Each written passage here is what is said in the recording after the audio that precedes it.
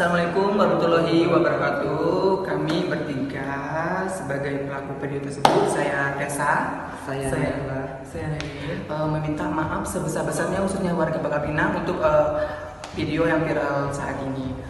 Ya, atas tindakan tidak senonoh tersebut, kami tidak bermaksud apa-apa, bukan untuk mempermalukan masyarakat Bangka Belitung khususnya Kota Bangka Pinang, Ibu Wali Kota Ibu Monika, juga Bapak Wali Kota Pak Molan. Kita minta maaf yang sebesar-besarnya dari dalam lubuk hati kita, Khususnya kita bertiga.